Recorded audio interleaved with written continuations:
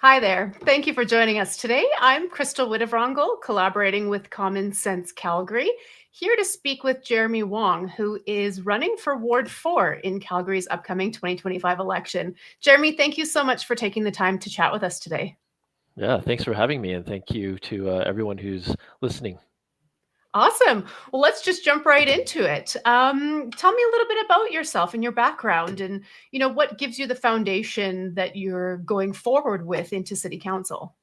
Sure. So I'm a born and raised Calgarian. I have deep roots in Ward 4. Currently, I live in Edgemont with my wife and two young children, but I've lived in Huntington and Highwood, and I've served as a community pastor in Beddington for many years, but more recently, I've served at the policy side in government. So, in both the provincial government, in the ministries of Indigenous Relations and Culture, and also at the city, where I handle the administration of board appointments and policy coordination. And yeah, I really been knocking on lots of doors in the community, and I think people are looking for a representative that has that community engagement experience, that policy experience to represent them. And I look forward to continuing to chat on different issues that might affect the ward. Awesome. And so, what are you hearing from people in your community? Are the top priorities for Ward 4? Yeah, so I've knocked on thousands of doors over the last few months, and I'd say the top four issues that I've heard from residents is really changes at City Hall in terms of fiscal responsibility, and that means not having property taxes increase every year, making sure that we don't waste money at City Hall and that we have value for tax dollars. Another one is investment in public safety and making sure that people feel safe walking down the street, that we adequately support our emergency services like our police force, our fire services, transit safety. Another one is really focusing on core municipal responsibility and those core services that residents expect, like proper drinking water, maintenance of water pipes, snow removal, maintenance of roads, and basic infrastructure in the community. And the fourth one, I'd say, which is a very hot button topic, is zoning changes that have happened in the city. And I'm committed to repealing blanket rezoning because I've heard a lot of frustration and anxiety from residents about that issue. Awesome. I say awesome because these are all things I want to talk to you about. So I'm glad you brought them up right away. Sure. And so let's jump into the core roles of City Council and City Hall. We've seen in recent years lots of Calgarians are upset with what they perceive is a mission creep, or the city trying to do things that other orders of government are better positioned to do. What are your thoughts on that? What do you think the core functions of City Hall are, and how are you planning to bring that to your role in City Council if you're elected? Yeah, for sure. I believe that the city needs to focus on core municipal responsibility, but we have had scope creep where we're taking on provincial and federal jurisdiction without the proper funding that get to actually pay for those things. And so I'm not saying that those things shouldn't be funded, but they can't be funded from our end because we don't have the tax base or the tax resources to be able to fund those things. So anything related to low income or making sure that there's mental health and addiction supports, anything related to healthcare. These things are provincial jurisdiction. Something like the climate emergency, where that scope is just far reaching and that was not campaigned on, and yet we declared a climate emergency. We don't even know how much money that has been spent on that, over $203 million. And so I have committed to defund the climate emergency and making sure that funding goes back to core municipal responsibilities like drinking water, like roads, that sort of thing. Hmm. And with the pace that Calgary has grown recently, which is very, very expedited, we've had a ton of new people move here from across Canada and overseas. Do you think that we would need to increase property taxes to bring the level of services up to meet this increased demand, or to meet the expectations of people in Ward 4? Well, if people come and move here, then they would be many of them would be buying property, and so they would be paying for property taxes uh, as well. And so that means that the tax base would grow, which would mean we would have funds to support the costs needed for a growing population. So, from my perspective, I want to make sure that we raise taxes to a minimum and that we have real value for tax dollars. I mean, we're going to have some in terms of inflation and population growth, but I'm going to try to make sure that we are really careful at increasing taxes for residents because affordability is really an issue, and we've seen increases year after year, and that just can't keep happening. And so, from your perspective, is the increase best aligned with population growth or with inflation? Like, how do you see that playing out in subsequent years? Yeah, my commitment is to try as best as we can to make the tax increases less than population growth and inflation. I Mhm, mean, I think that there are a lot of ways in which we can audit the city spending right now, more transparent budgeting. I mean, transparency. CD Howe gave us a D plus on city finances, and so mhm, I think that we can really find a lot of places where wasteful spending is happening and cut back on that to make sure we don't keep increasing property taxes. mhm, mhm. That's great. And I mean, taxes is one side of the equation, and spending is the other. What do you see as some spending that the city is doing that could potentially be scaled back or that is unnecessary currently? Yeah, so like those points we were talking about, anything outside of basic municipal jurisdiction, I'm really back to making sure that we focus on the core service as well. But if we're not even getting those core services right, like drinking water, I mean, this water pipe issue is going to cost a lot of money. And so Mhm, I think residents expect us to focus on those issues, making sure that they can shower and drink water from their taps, rather than any sort of extras that the city would want to focus on. They want to make sure that the roads are paved, that potholes are paved, and that people feel safe walking down the street. So those costs are already going to be very high in terms of basic needs, and we need to mhm. focus on our basics before any sort of extras. Exactly. Yeah, I agree. And you sort of touched on it already with the blanket rezoning and that you would push forward for a repeal. So I know where you stand on that based on that. But one of the things that was said in that when they put that policy forward was that it was aimed at affordable housing or trying to get more housing to market. Mhm. If not blanket rezoning, what are your thoughts towards what the city should be doing to help with those sorts of things, specifically with housing? For sure. Affordability is an issue, and for first-time home buyers, for people paying property taxes, for renters, it's a real issue. But I don't see blanket rezoning as the right solution. I've looked at studies out of Minneapolis or Vancouver, and really, it hasn't helped affordability. Yes, it increases overall supply, but it doesn't really affect affordability in a positive way. When you Mhm, a moderately priced home and then you tear it down and you build new homes, two or three or four or eight, but a lot of them are priced really high because they're brand new and they're for working professionals, that sort of market.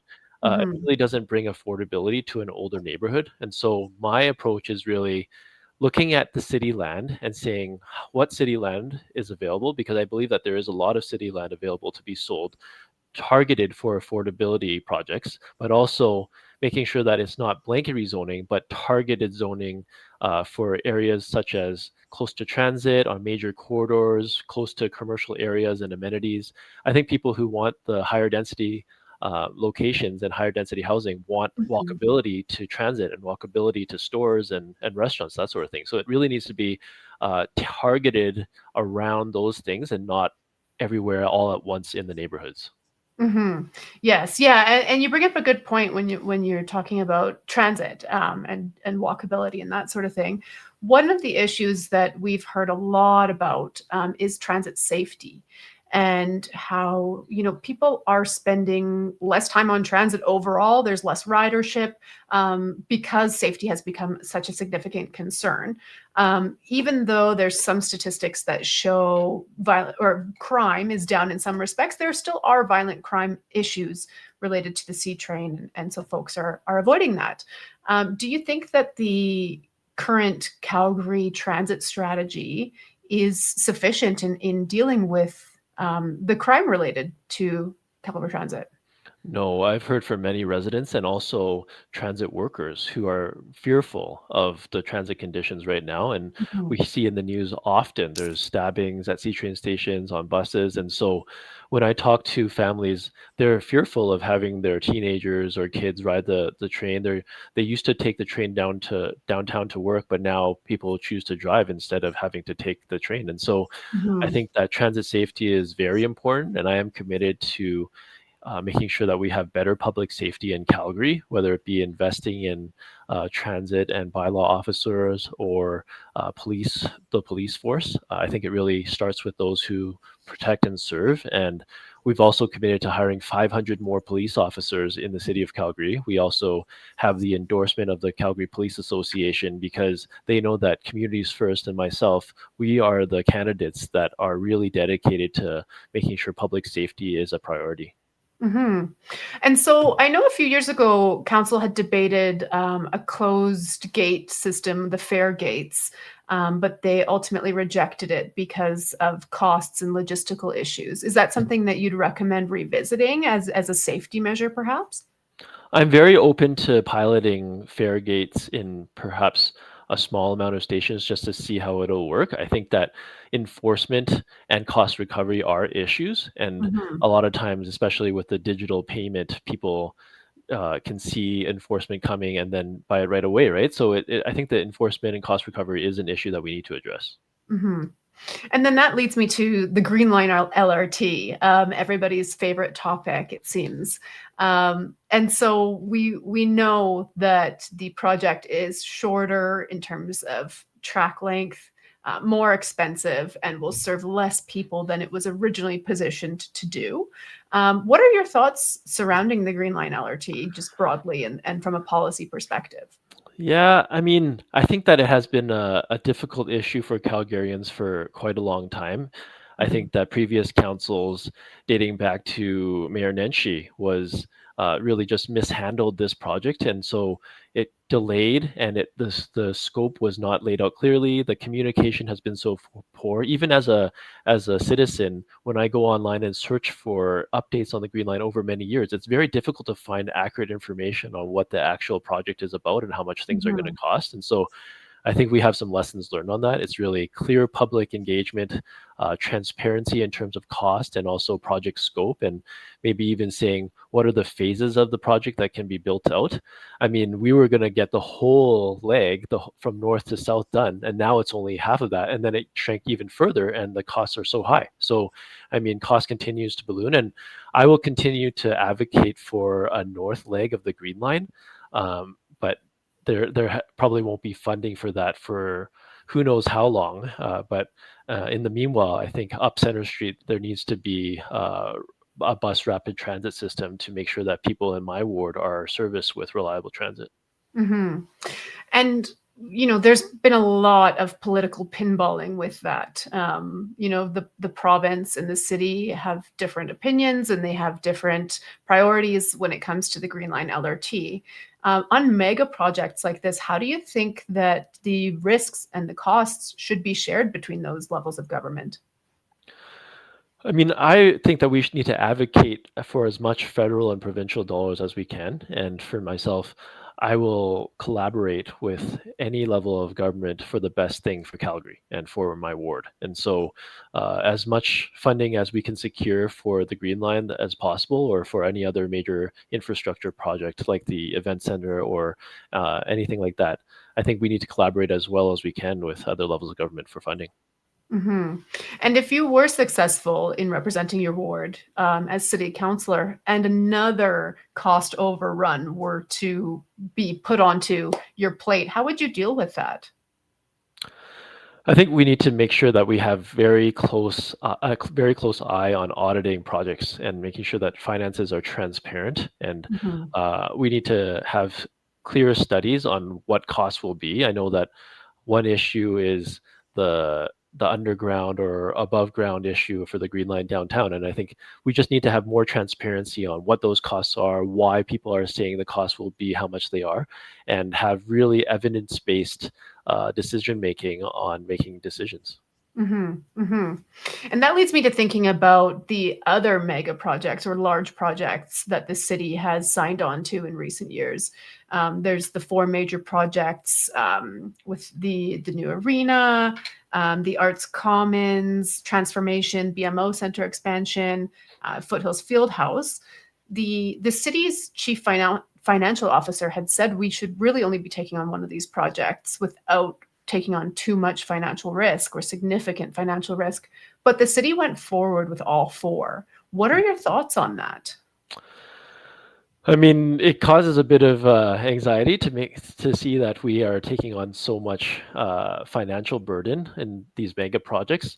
At the same time, I mean, I believe that Calgary is a world-class city. We're going to probably hit 2 million people by 2030, and so Saddle Dome really needed an upgrade. And Event Center will bring in a lot of conference hosting and investment into that entertainment district that we otherwise wouldn't have. So, in terms of just these really world class landmarks, I think that it brings a lot of good excitement for the city. But we really do need to be careful about the financial burden, and that does cause some concerns for me. And so, if you had to pick one of the four to prioritize as city councilor, if it came to that, which would you prioritize of those projects? I mean, three of them have already gone through and are already breaking ground, right? I think the only one that hasn't broken ground is the field house that you mentioned. I would say the BMO Center is probably the one that I would support the most. Really bringing in a lot of conference hosting revenue is important, and I think it needed an upgrade in the Stampede grounds there. And so, I'm excited for the different projects. And don't get me wrong, I'm excited for the different projects, but we need to make sure that we are financially responsible for taking on anything like these. Yeah, I agree with that statement. And you spoke a bit earlier about the water main break from last year, where in June we had the catastrophic break, which left people having to boil water or without water at all for extended periods of time. And there was a lot of criticism on the city and on city council as to how that was handled. What are your thoughts about how that was handled? Everything from crisis management to communications of that issue. Yeah, I don't agree with how it was handled. I think it was handled poorly, and I think we have a lot of lessons learned in terms of improving crisis management and any sort of event like that. Um, I think that in the background, all of the years of maintenance have been neglected. And so we need to make sure that we have a really deep look at what are the issues, because I think Calgarians are still in the dark about what Mhm. pipes are okay and what pipes are not. If this happens again, are we going to have water shut down again for a whole summer? And so we need to look at proper maintenance. We need to bring in outside experience outside of the city. So we have pipeline experts in this city. We're oil and gas leader in the world. How are we not utilizing expertise from the marketplace? And also, we need to look at a backup system. We can't have one feeder main that's really supplying such a large part of the city, and then if that one resource shuts down, so many people are left without water. I think we can't have that in a city that's approaching 2 million people. hmm So, what would you change? Maybe not just related to water, but kind of overall about how the city prioritizes critical infrastructure. What would you change in or put forward as needing to be changed in that respect? Well, first to start with is really focusing our budgeting on core infrastructure instead of wasting money on different things that are not priority in our city. Like I had mentioned, the climate emergency. So we need to redivert uh, resources to make sure we're spending money on the right things. The other thing is more transparency. We need to make sure that communication is transparent with residents and say that these are the issues, this is how much we know, this is how much we don't know, and we're going to lay it all out clearly with people and say that this is what we need to fix in our city. But I feel like people are losing trust and have lost a lot of trust with City Hall because transparency is poor and decisions are being made without real community engagement. For example, the blanket rezoning. And so when trust erodes, then citizens don't feel like they can trust what government is saying in terms of their core services. Yeah, I agree. I agree with those statements. And I want to move to perhaps a more contentious topic, where when it comes to the supervised consumption site, although not in your ward, um, what are your thoughts about that? Like, would you want to relocate that? Would you want to maintain as it is? I know that there's a lot of conflict between the city and the province when it comes to the supervised consumption site. And just kind of give me an overall understanding of your feelings and thoughts towards the whole thing. It brings a lot of concern. I was down by the Sheldon Schumer site, and we recently did a press release on advocating for the closure of that site to the Mhm. province.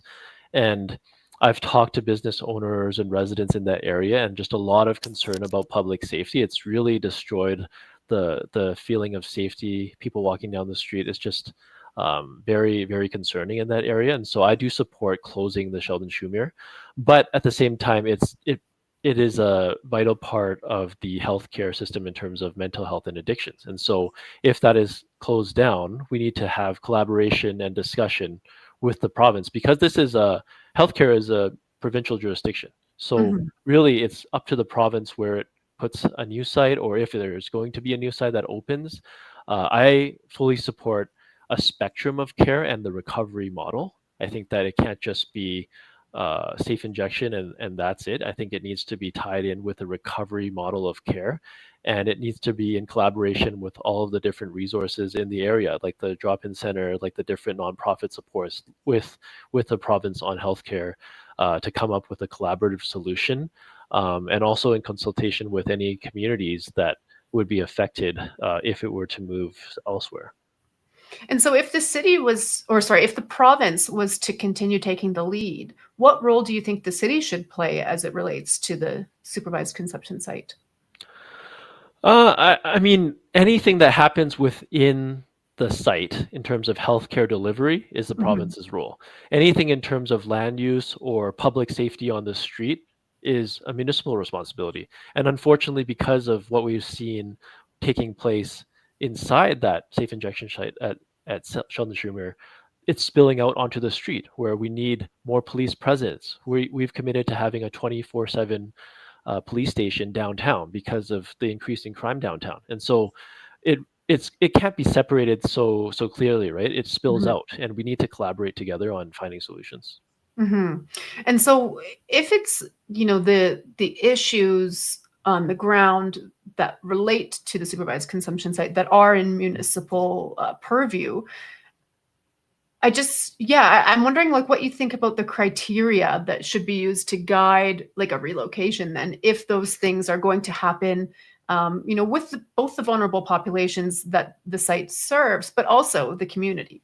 Yeah, I mean, I think any sort of site would need to have appropriate enforcement of bylaws and appropriate police presence so that there needs to be public safety in the area, in terms of the behavior of people in around using the site, or even the cleanup of the area, if Mhm. there's needles or any sort of you know waste that needs to be disposed of. So there needs to be really careful look at how do we actually manage a site properly. Mhm, mhm. So what I'm hearing from a lot of your answers is transparency, accountability, and collaboration. Is Mhm. that kind of your platform in For City sure. That Hall? yeah, that's captures a lot of it. Yeah, yeah. Okay, and I just have one final area that I want to touch with you on. Having discussed some of the specific policies and priorities of the city, it leads those in Ward 4 to want to know more about the priorities or values of the person in council. And so this is the first time that we're seeing political parties at the municipal level, and you yourself are part of one. Can you give us a little bit of information about that? Yeah, so I'm running with a group of candidates called Communities First. We're a party that's not really a party in the sense that we represent our own communities first, hence the name. I will always prioritize my own ward's concerns and questions and wishes before any sort of party line. We don't have a party whip, we don't have really a party leader. Everyone has independent and free voting, but we are aligned on certain values. So, fiscal responsibility, value for tax dollars, repealing blanket rezoning, investing in public safety, focusing on core services that are municipal responsibility. So a lot of things that we've talked about in this conversation, those are really top priorities for Communities First and for myself.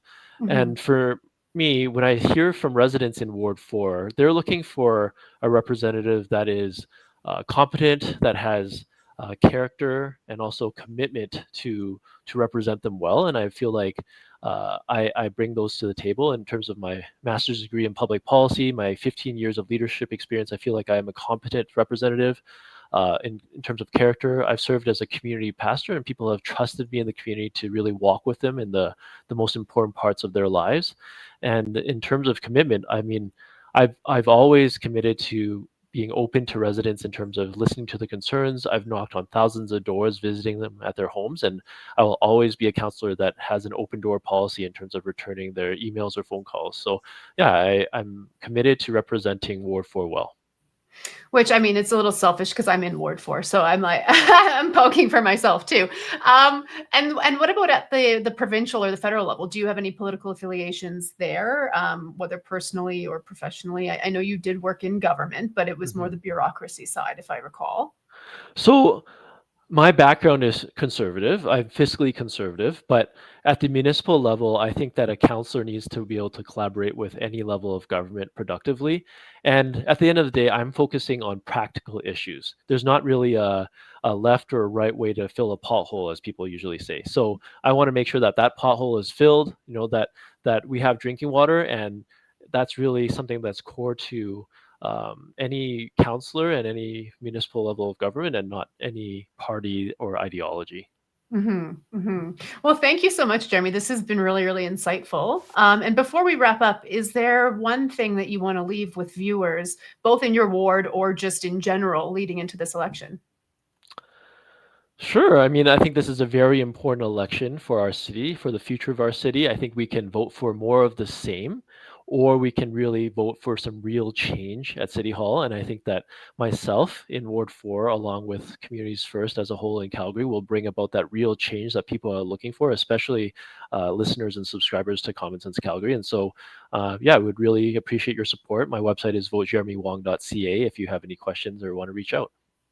Well, thank you. Thank you so much, Jeremy, for spending the time with us today. And to everybody watching, thank you also for engaging and continue to be engaged. Please get out and vote. And the city is headed somewhere. Let's have a say in where it goes. So thank you, everybody.